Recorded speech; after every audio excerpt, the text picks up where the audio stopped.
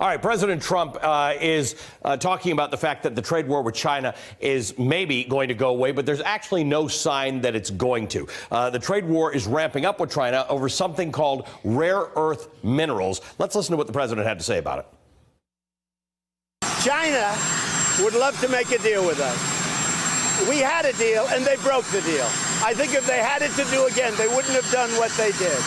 We're taking in billions of dollars in tariffs. China is subsidizing product. So the United States taxpayer is paying for very little of it. And if you look at inflation and if you look at pricing, it's gone up very little.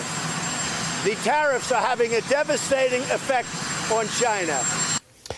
It's a lot to take issue with there, but we'll do that later. The president's comments coming to us according to multiple reports as China is preparing to pull out a major card in the battle between the two economic superpowers. Beijing signaling that it could cut off access to rare earth minerals to the U.S. marketplace as a possible retaliatory measure. Let's talk about rare earth minerals. During a recent visit to a rare earth elements mining factory, President Xi Jinping of China ramped up his rhetoric in the trade war, saying we are now embarking on a new long march, and we must start all over again. If some country buys rare earth elements and uses them against Chinese interests, we will stop that trade. And China's biggest newspaper, China People's Daily, ran a commentary this week reading, "Don't say we didn't warn you." Now, rare earth minerals are a set of 17 elements, according to the U.S. Geological Survey. They are relatively abundant in the Earth's crust, so not that rare, but mineable deposits are actually hard to find.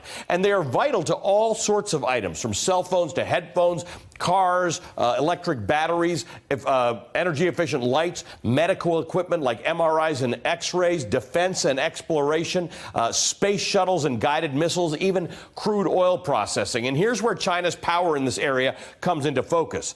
Of the worldwide reserves of rare earth minerals, the U.S.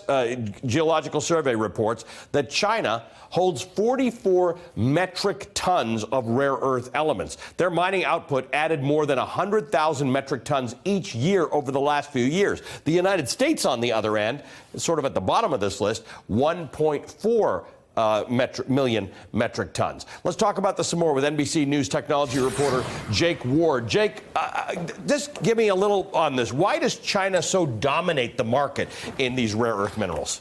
You know, Ali, they decided more than a decade ago that it was an incredible strategic asset. Having all of these rare earth minerals they knew would put them in a dominant position to, govern the manufacture of, as you say, everything from missile technology, the guidance systems and magnets that go into guiding the fins of missiles, to the touch screens that we use on our iPhone. They knew that they would be in charge of all of that. So not only have they made an incredible use of their own internal reserves of it, they've gone around the world and made investments in places from Australia to Bolivia. They just made a more than $2 billion deal in Bolivia to dominate that. So they just are sort of got out ahead of the game and decided that this was going to be a priority for them. So let me ask you this. What does it look like if China decides it's not trading these rare earth minerals with the United States?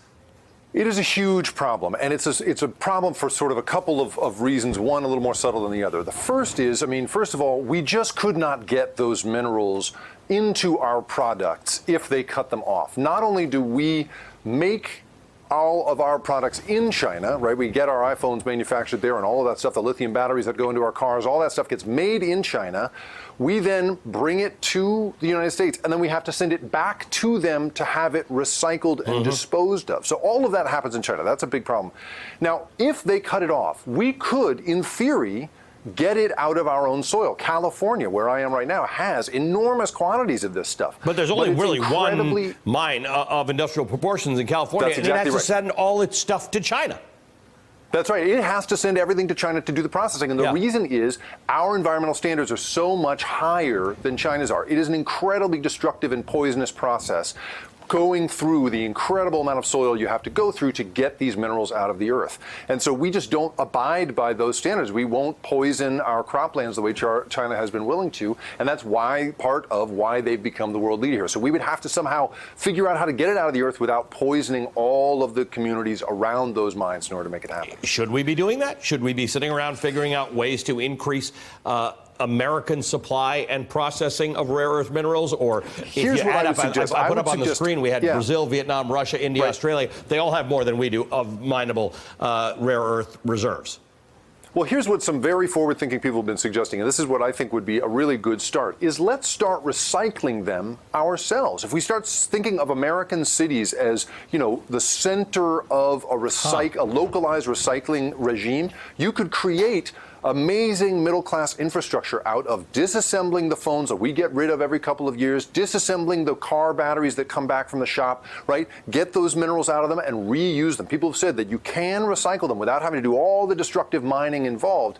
We should get into investing that kind of thing. But until we're ready to pony up billions of dollars on this problem the way that China has, we're still going to be in this fix. Hey, MSNBC fans, thanks for checking out our YouTube channel. Subscribe by clicking on that button down there and click on any of the videos here to watch the latest interviews and highlights. You can get more MSNBC for free every day with our newsletters. Just visit msnbc.com/newsletters to sign up now.